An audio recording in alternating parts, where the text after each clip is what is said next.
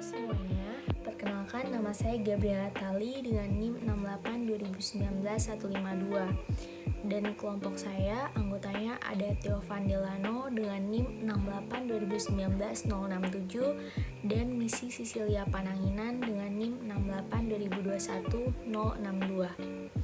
Pada video sebelumnya, kelompok kami sudah menjelaskan domain apa yang akan kami gunakan untuk mengaudit Dinas Perumahan dan Kawasan Permukiman Kota Salatiga. Ada 3 domain yang kami gunakan, yaitu AP012, DSS02, dan DSS03. Pada video ini, saya akan menjelaskan subdomain dan dari domain DSS02 yang akan diaudit. Domain DSS merupakan singkatan dari Deliver, Service, and Support. DSS02 ini tentang mengelola permintaan, layanan, dan insiden.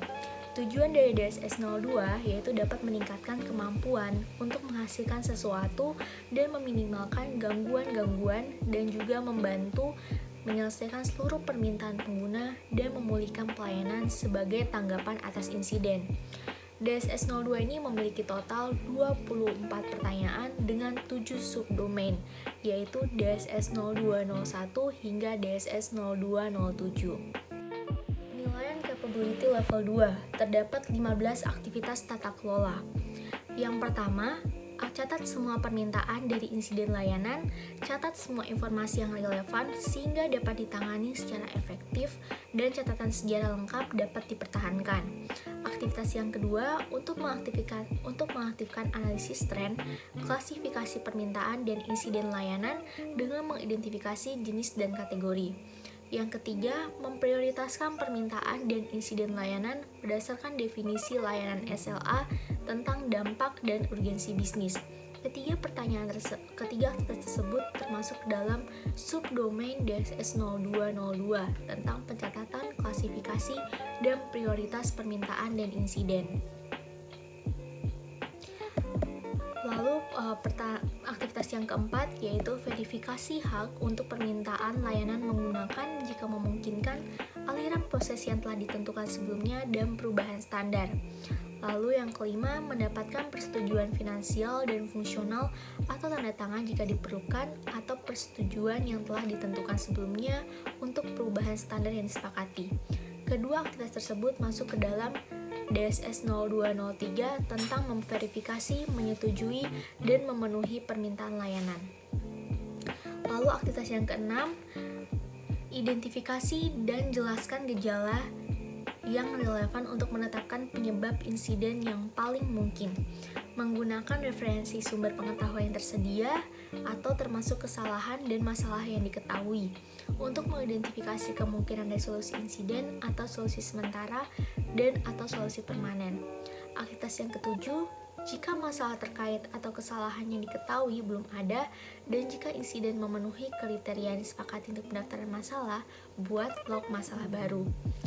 Aktivitas yang ke-8, menetapkan insiden ke fungsi spesialis jika diperlukan keahlian yang lebih dalam, melibatkan tingkat manajemen yang sesuai di mana dan jika diperlukan. Ketiga, aktivitas tersebut masuk ke dalam DSS0204 tentang menyelidiki, mendiagnosis, dan alokasi insiden.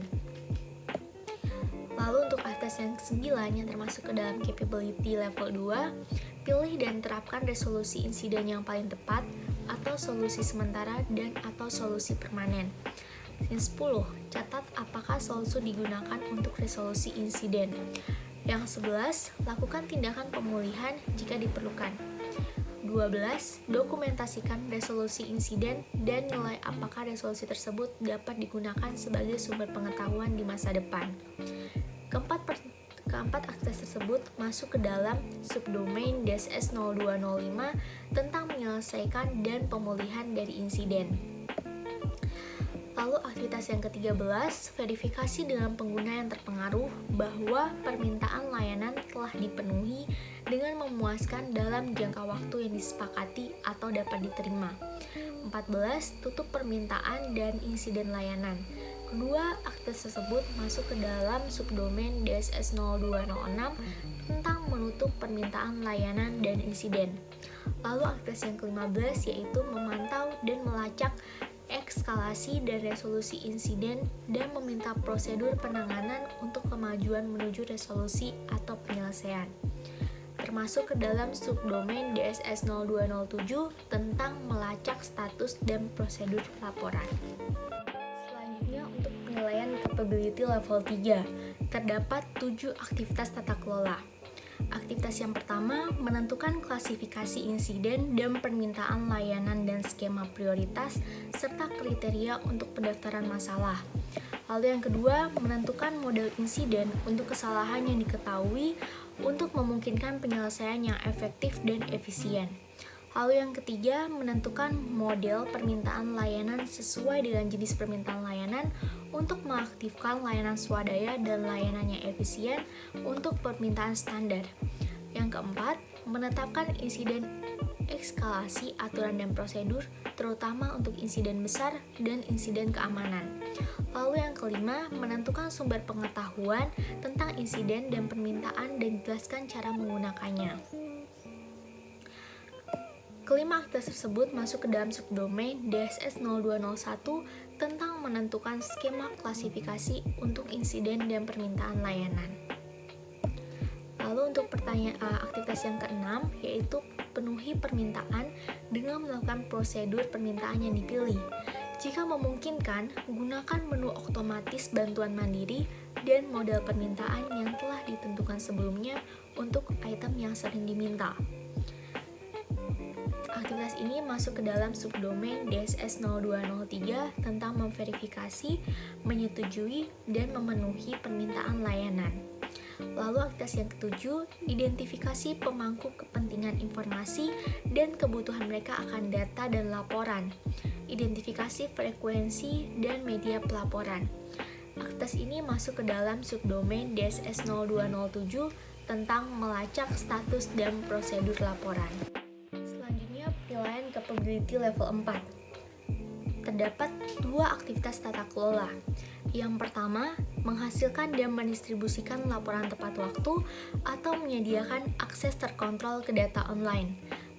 Aktivitas yang kedua, analisis insiden dan permintaan layanan berdasarkan kategori dan jenis.